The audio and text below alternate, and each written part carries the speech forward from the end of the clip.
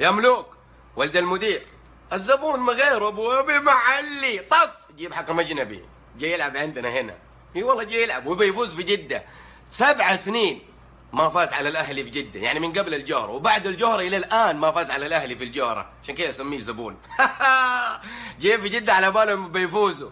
باذن الله حتشوفوا جمهور، حتشوفوا مجانين، حتسمعوا طرب يزعلكم. يا رمز امر جده كده. ترى للشعر سجل لي دخل باللي على عرش الشعر متربعه، قصيدتي ترقص على قرع الطبل مثل الفارس فيها الضرر والمنفعه. الضر مهذول يقول ولا يضر، واللي يفلفل هذا فعله تنفعه.